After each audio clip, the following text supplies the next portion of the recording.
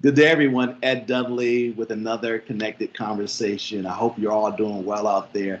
I'm excited to have my next guest, Miss Traci Phillips. How are you, Traci?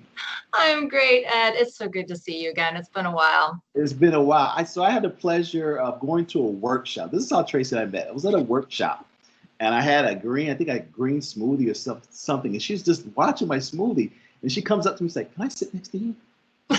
Absolutely. And she sat down and we just started talking and then had the pleasure of meeting a couple of times for a one-on-one and just chatting. And she's absolutely amazing person. And I just want to share who she is and what she does with the people out there. So Traci, tell the people who you are and what you do.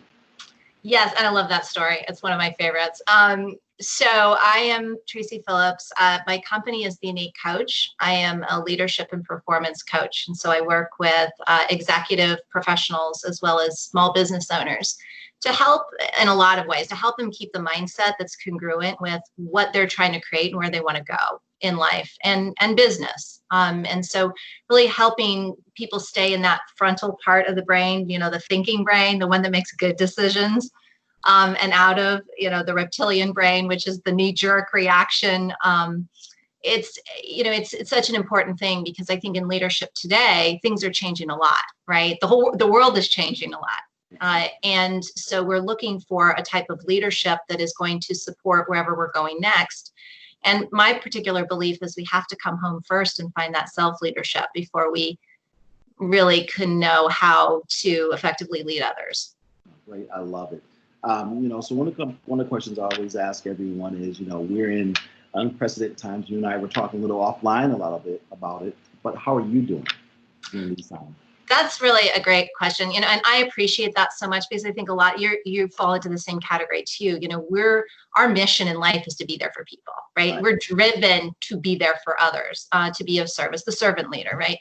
And yet at the same time, we realize we are all going through this. And I had, when this first started, a couple of people reach out and they said, you're here for everybody else. We wanted to call and find out how you were. I'm like, oh, I'm touched. So I appreciate that.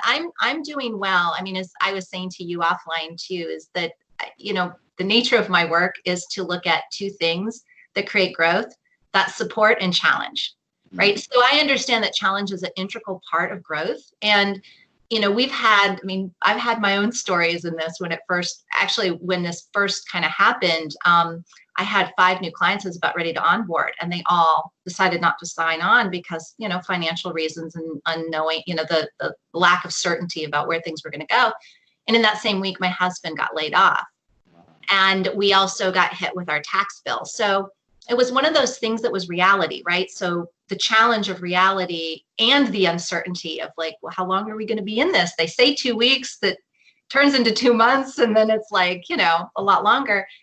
We've taken a day at a time. And the one thing that I found I've gotten better at in all of this is having that faith, right? And that, it's one thing to give lip service to taking a day at a time.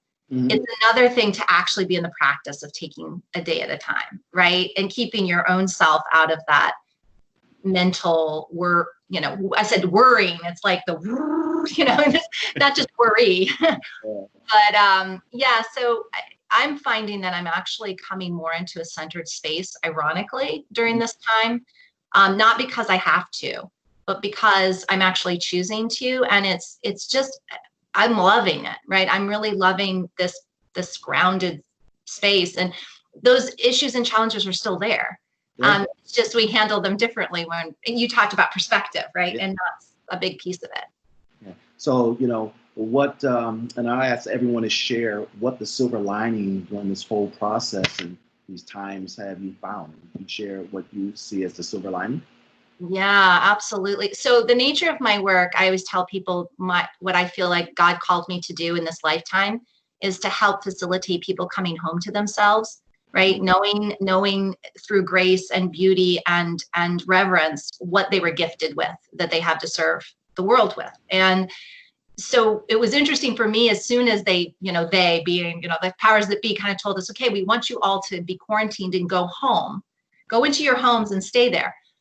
I took it as such a symbolic representation of, going into this home. It's time to come home And I remember feeling actually excited. I mean, in a very not specific way, but I'm like, this is a great opportunity for us to slow down, to reprioritize, to look at what we have been doing. Because when we're going a mile a minute, we can't even see what we're doing. And we certainly can't, assess why, right? We're just hand over fist. We're just doing the next thing that's being expected of us. And this has really, I think, allowed us to get back. I mean, I didn't normally my husband and there's a handful of other people in our entire community that we see out walking. Everybody's out walking now. I see families with their kids bike riding, and we never saw that. Yeah. And I've heard that from a lot of other people as well. And so I think that I know with me, being with family, one of the greatest things is just that reconnect. I've been a very independent person since I was 18, and I oftentimes have to be reminded, it's not that you need them. It's that you want them in your life, but that takes effort and work. And it's not something that's just a natural, just because they're alive and there, that they're in your life. Right. And so for me, the silver lining is really getting back to those true priorities in my life. Absolutely love it. And I definitely concur with everything that you just said. So what are you working on right now that you can share with us? I'm working on a book. Oh, nice. Yeah. So that's the other thing that this did. I have pushed away the book idea for the longest time. I'm kind of one of these people. I need to work on this piece. I don't want to do what everybody else is doing. You were talking about how when everybody went online, you were like, I was definitely like that. I was like, oh, geez, I can't, everybody's just trying to post their life that used to be out here online. And I don't want to do that. And so I've been asked a number of times to write a book. And I've always just said, no, everybody's writing a book. I don't want to write a book.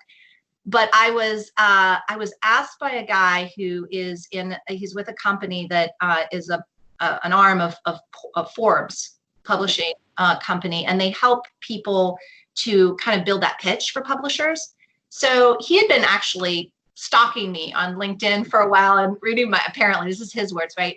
Reading what I post and that kind of thing. And he says, I really think you have a good voice. And it was the way in which he pitched it to me, which I thought was brilliant, because he understood. He wasn't just looking for someone who could write. He said, you write about the things that are relevant to people now. Mm-hmm. And he said, that's what they're finding, because our job is to find out what readership is looking for that isn't available, and then bring, authors to write those books. And he said, here's the pitch that is, we're kind of putting out there to authors right now. And it was all about, how to live in uncertain times, right? Because we can go and read biographies, autobiographies of great presidents or great leaders and all, but that's all a long time ago. Yeah. Right. And things have really changed. And for me, it's not about certain people being leaders. Each of us is our own leader.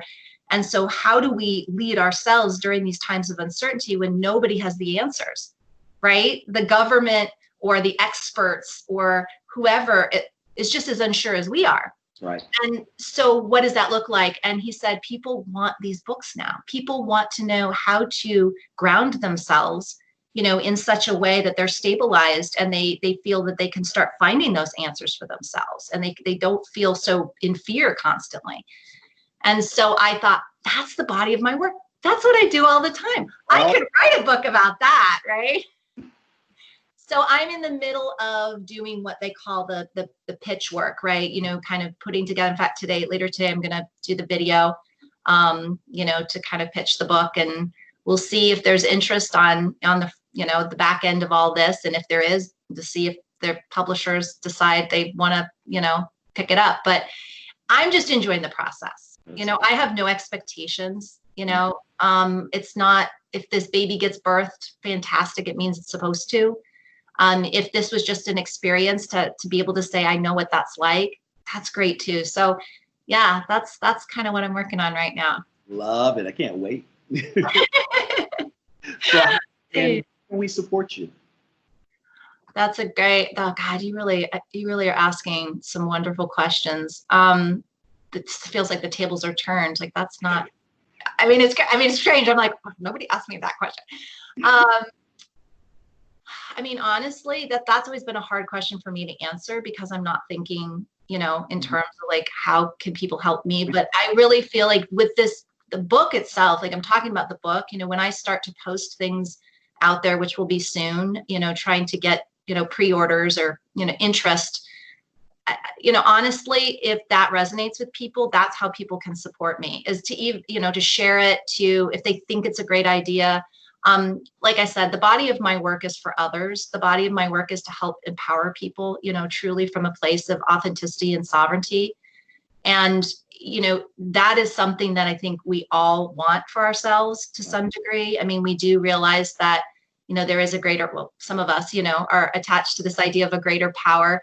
And yet at the same time, the greater power that placed us here to do certain things. And so for me to be able to not be distracted by the various other things in my life in order to do that mission work is incredibly important. And so if that resonates for people, I love feedback. I mean, we were talking about the talk I do biweekly with our friend Will Winport, just coming online and listening and supporting and sharing, and anything that we do that people think could be helpful for others, because that's really why we do it.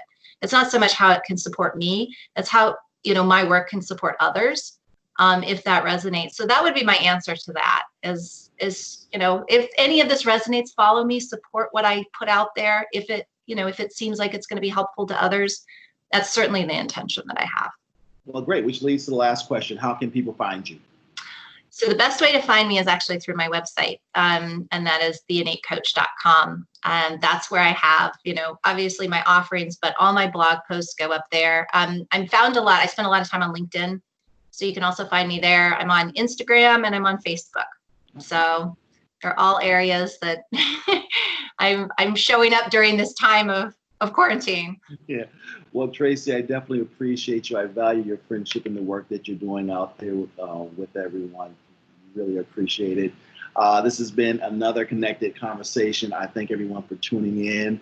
And once again, Traci, we thank you. We appreciate you. We love you. And we look forward to seeing what you're doing in the future. You have a great day.